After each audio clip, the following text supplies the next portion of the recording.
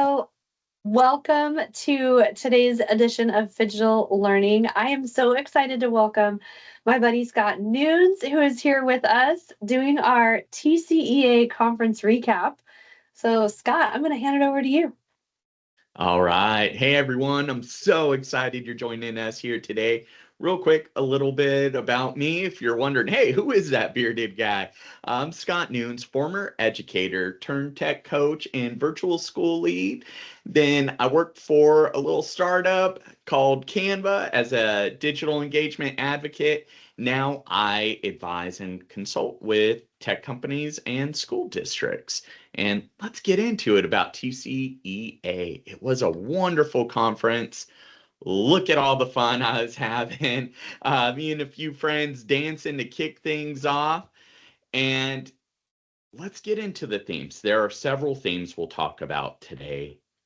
The biggest one that I saw about or heard about day one is relationships over AI. AI is important. It's here to stay. It's not going away anytime soon, right? If ever. But relationships are still at the crux of education. It's conversations over chatbots every single time. Educators want partners, not pitches.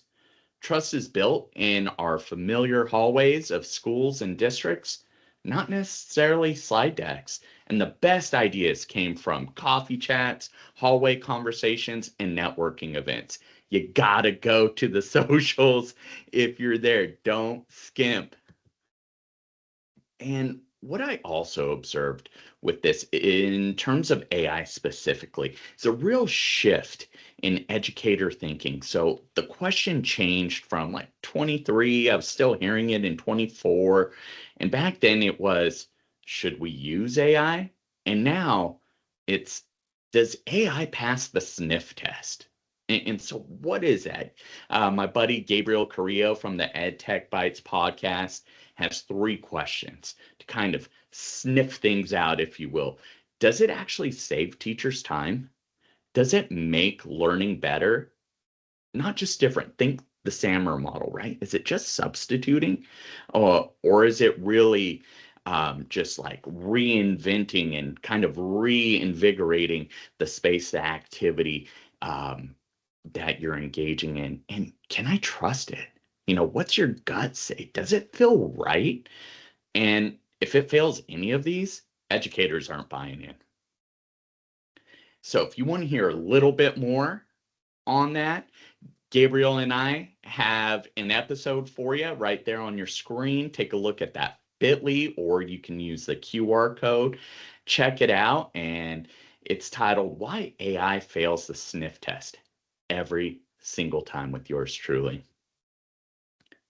Now, over to the expo hall. We want to highlight one of the vendors there. Shout out to School AI. Before I talk about their product a little bit, one very cool thing they did was they offered free, I don't know what you would call them, like taxi rides, but it was a person with a bicycle and then like a cab on the back. Very cool. And they would take you wherever you wanted to go, your hotel, to a restaurant, to a That's networking awesome. event. Yeah, so awesome. And after being on your feet all day and walking like 4 miles, you're very ready for a ride. You're not paying for an Uber. And they were just right there. So kudos to School AI for that. And building on that theme of relationships over AI, School AI really seems to have listened to educators and admin on that. And the specific features we're talking about, spaces, the next extension, and toolkits do that. Here's a quick breakdown of each. So spaces are private AI-driven environments where students can interact with historical figures, fictional characters. Like if I were teaching the Hunger Games, they'd be talking to Katniss and Rue and all the characters in there. Or it can also be used for simulations where teachers are monitoring progress. And then I love the next extension. It's a Chrome browser extension, which I think most schools are still primarily on Chromebooks, so it's a good fit there. And it allows students to use the tool to live inside other websites. So it's instant AI guided support, can also be used for scaffolding for things like literacy, which I love, and their toolkit. So these are curated spots with sets of AI prompts, resources designed for teachers to quickly generate lesson plans, newsletters, rubrics, IEPs, all the good stuff that many of us are using in the classroom. Here's some I more got I gotta pictures. tell you, Scott, I just installed the School AI extension on my computer as well. So I'm with you on that one.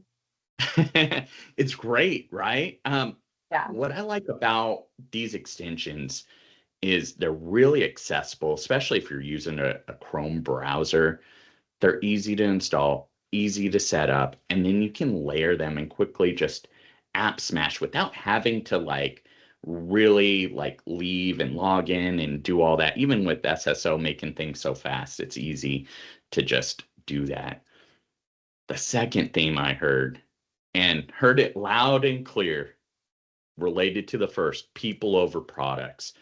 So, heard a ton, sadly, about a lack of teacher autonomy, loud and clear. This comes from legislation, constraints, which equals less creativity, everything from school boards, parents, admin, really micromanaging curriculum and instructional time, essentially just not letting educators do what they're being paid to do, what their expertise is in. And that's eroding trust. It's leaving teachers frustrated, admin stuck, and in the middle, really having to kind of shield teachers, shield students, and then kind of go to battle for each. And so everybody's really suffering, and most of all, students. Makes it very challenging with all these added constraints. The punchlines to take home, what I heard educators saying, quiet part out loud is stop adding to my plate. I don't need another login, right? I talked about the app smashing. We want to make that easier, right? Not another login. It takes up way too much time. And so if it doesn't save me time, I'm not using it. Trust me to teach, or I'll find a district or company that does. We don't want that. So many teachers are still leaving the field. We've not solved that problem. And so the translation really is sustainability over shiny objects, new tools. They want tried, true, and tested. And then what's that mean for ed tech and vendors? If you're adding complexity, you're getting cut and there's less time for PD. So there's less interest in new tools. So if you're out there and you're a vendor, make your tool very easy and agile. Again, from the expo hall. Note, this is a newer player, if you will, on the scene, and we have a fan favorite, Alyssa Fabian, aka Farmer Fobs. You can see the two of us there pointing at y'all, and you can see she drew a crowd. This was one of the hottest booths there. Let me tell you a little bit about their product. So it was set to kind of fill a need, to kind of take over Quizlet, if you will, with flashcards, but there's so much more. And I captured my three favorite features in there. So you can do a call with Kai, which is a voice study mode. So you can talk to the AI, it can quiz you, you can do different things. Very cool, highly interactive. You can either use content that's already been curated in the program, or you can pump yours in, like you can review a PDF, for example. And then what I loved for reviewing is the podcast feature, specifically the gossip feature. I had a lot of high level, high detail information I need to get through. I turned on that gossip feature, made it so easy and fun. I love that. We want our students to be engaged. We want them to have fun while they're learning, but not at the sacrifice of content. This really melds fun, interactivity, and learning together. And then tried and true flashcards. That just works for some people. I'm going to raise my hand and say, hey, I do really well with rote memorization still, and being able to do flashcards, like want to get better with my Portuguese. I'm going to go to flashcards for that and maybe do a call with Kai and work on my Portuguese there that way. And on the next slide, I'm going to be quiet for a moment. I'm going to let a little video play before I start talking about the next theme here. And you can change the color. Now it's getting an Easter egg. So let's see, it's a surprise. Oh, you got the unicorn. I love the unicorn.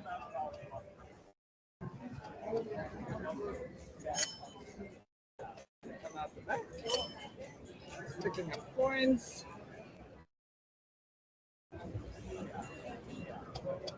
Now it's going to push that block out the way. The gate's going to open up. It's going to turn right. Come back left. And then it's going to go forward. All right, we did it. How cool is that, right? The next theme, hands-on over screen time. Vendors heard it loud and clear, right? There's cell phone bans, screen time limits. What are we going to do? If I'm pushing for that theme of fun and interactivity, we need to be agile and think about things a little bit differently. That's where robotics and coding come in with physical builds like what you saw there, and maker spaces as core curriculum. As a former ELA teacher, I'm all about that. I got my students so involved in quote unquote boring things like Shakespeare because I brought in maker spaces, tied it into cool concepts, current events, and we were using cross-curricular items. So everything was connected. That's really what we need to be gearing ourselves up for the future. Things like tabletop games, movement, collaboration. I have like a little 3D printed thing here. You could just, hey, first 3 minutes of class, right? Let's talk about these different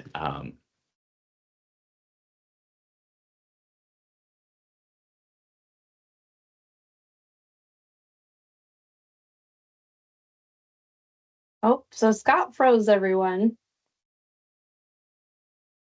Let's just see if he comes back in.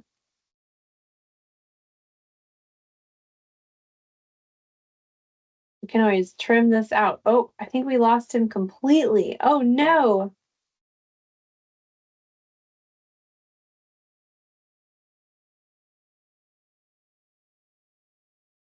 Well, let's see. Let me pick this up. Of course, I can't speak to Scott's experience. Oh no.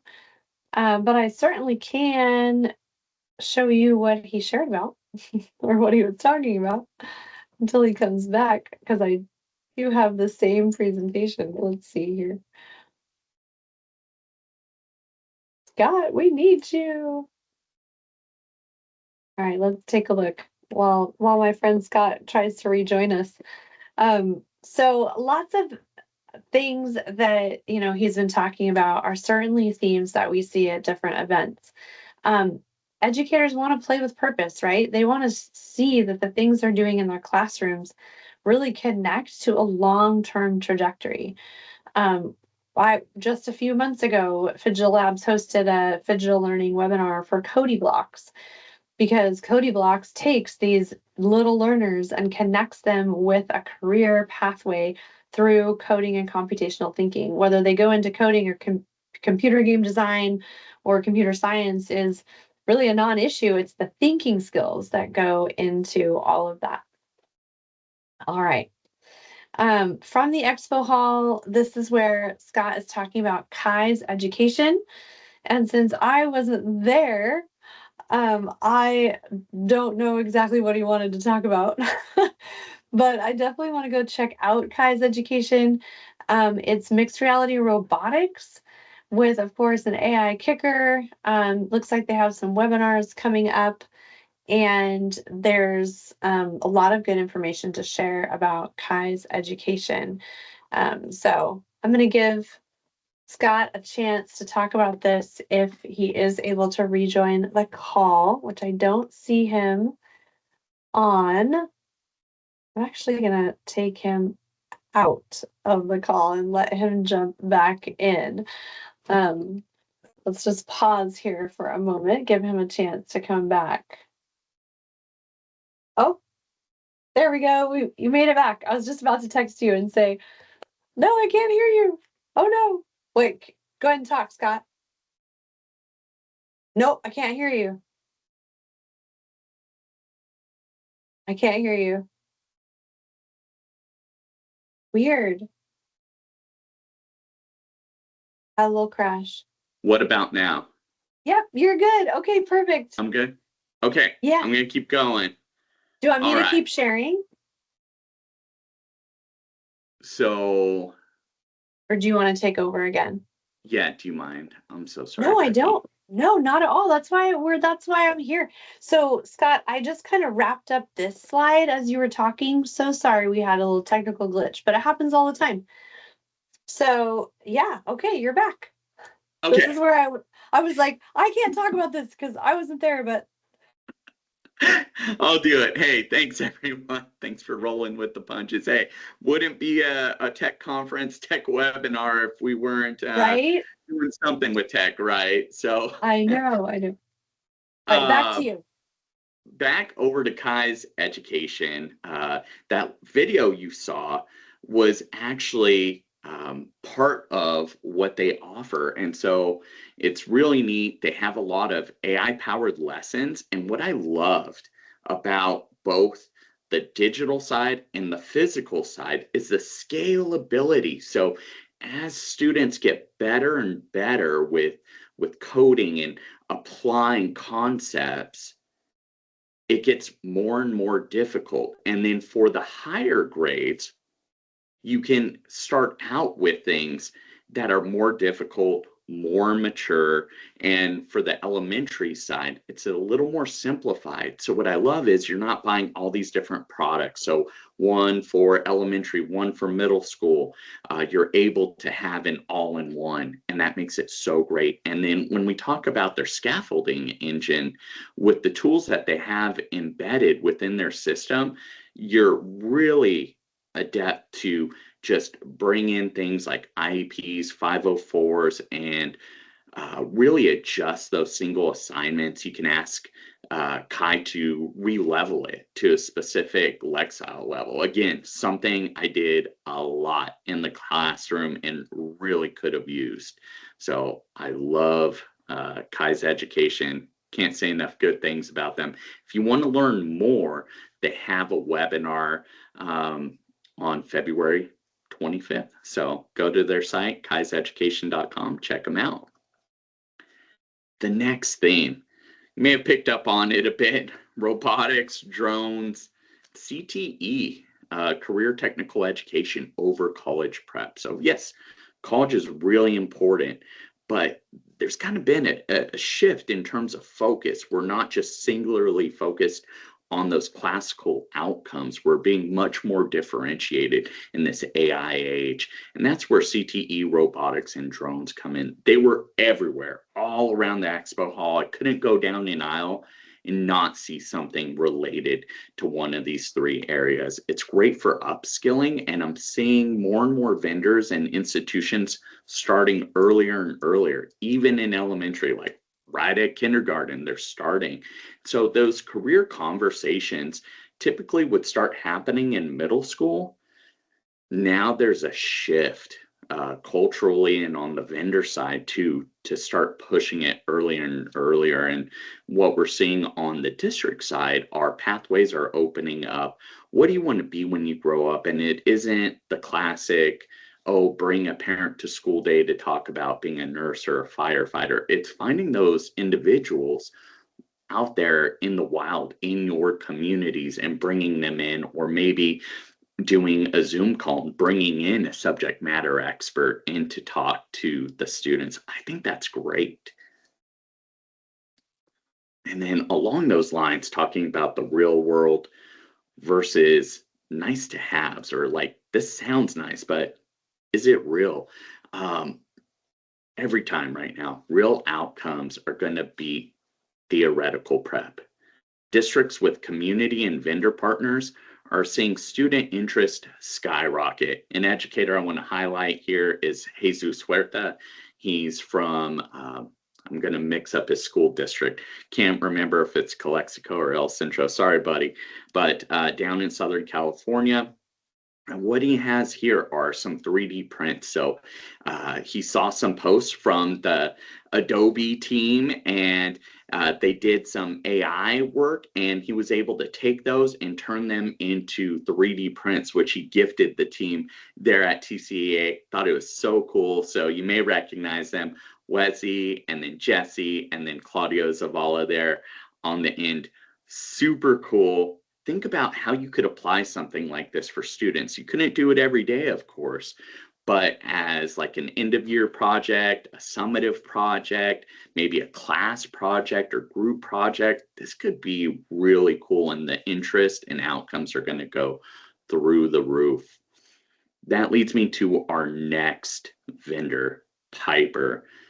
They have a lot of cool stuff. Pictured here, Becky Thal, Jesus Huerta again, and Robert Stone.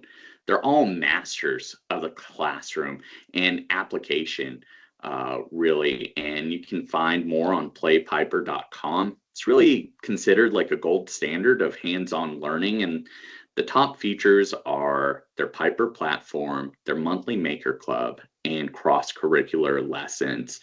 So if we're talking about their Make platform, this is a quick drag and drop coding interface that bridges the gap between digital code and physical hardware. It's built on the Raspberry Pi Pico, which I really like. And so I've been tinkering with some of their stuff. Very cool. And what I want to do just for myself is just build like a pocket LLM with it, and just house it on the Raspberry Pi. So I'm working up to it and just practicing my Raspberry Pi skills with something like this. And then their monthly maker club is really cool. Unlike one-off kits, those things you find in a storage closet somewhere else, they offer a subscription model that delivers new hardware missions every month. So it keeps you going. Couple that with cross-curricular lessons. I mentioned that before. It doesn't just teach coding, it applies it to real world scenarios coupled with storytelling and problem solving. So it's going to really help you map to those NGSS and Common Core standards. It isn't just doing tech, it's taking math, physics, and more and applying it to the real world. So I love that. And the next theme, SEL, it's still here, folks. It's not going away. It's woven into everything now. I saw it from many vendors, even ones I was surprised to see it in. Going back to the coding stuff, it's in there too. They're integrating it into their core products, and it's tied to student outcomes, not just filling. So it isn't like, how do you feel today? It's going beyond. It's really putting them in the driver's seat of their career and educational choices, and districts are buying in. And so here's why it matters. Students can't learn if they don't feel safe, seen, or supported. We've seen that time and time again. And educators can blend in the best parts of what they're given from these curriculum pieces and vendor products into their everyday lessons. So they're not meant to go against what you're already doing. They're just an added layer. And you can kind of stack those like Legos and building blocks with ease. And so it's not so much learning a new tool. It's something you're going to be very familiar with. And vendors and admin do listen. That's the big takeaway here. So share, ask, and you shall receive.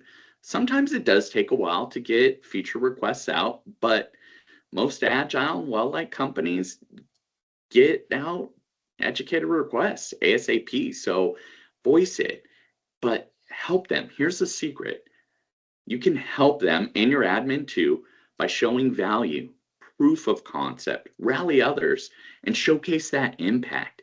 Make it a win for everyone. So you win, the vendors win, and the school and the district, and ultimately the students win.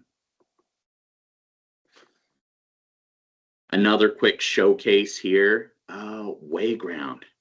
They have a lot of supports embedded, IP 504 supports. You've heard me talk about that before. I like that it's freemium, so you can use it for free or pay for it. And stay tuned on the next slide. Got a little something for you. And just like Becky and I talked about a little bit earlier, there's a new Chrome extension. So what I like about that, and you can see Kyle Nemes's post on this, he shared it on January 26th, is it allows users who are creating in spaces like ChatGPT and Gemini in one click to just bring those in the Wayground, to do your quizzes, to do assessments, to do these things. I really like using quizzes with just different educational protocols. One series that comes to mind are Edu Protocols.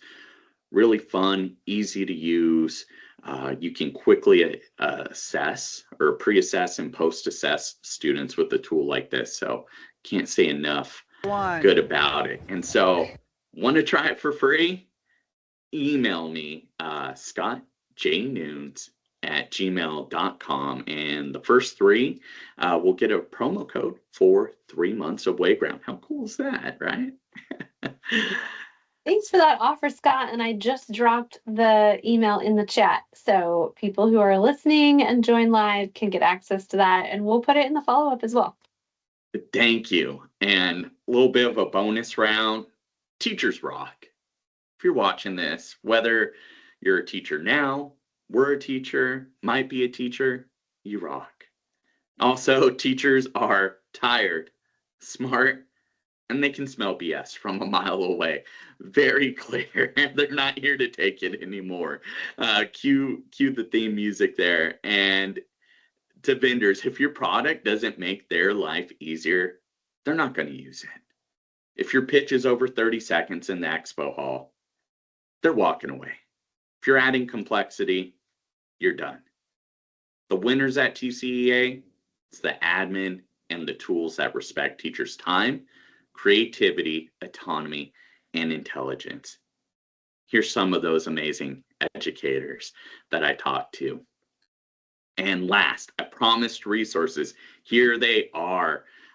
Pictured here with me is Alfonso Mendoza, featured speaker and closing session, talked about kindling your brilliance, shining reflections from TCEA 2026. Had a great panel. Check him out on social media. He talked a lot about it. He also has a great podcast, My EdTech Life. Check it out. Janet Corder, a stalwart in the space.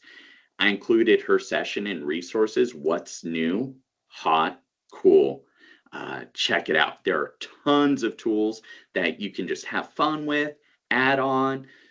Think about it on like a rainy day or some day where maybe lessons are kind of going awry. Students just need a brain break.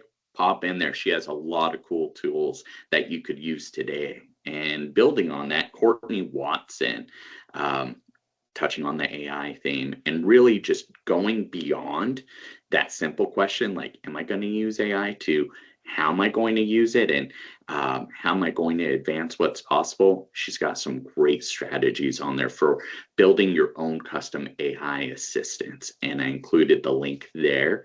Last but not least, the Tech Care twins, Amy Storer and Diane Wilson.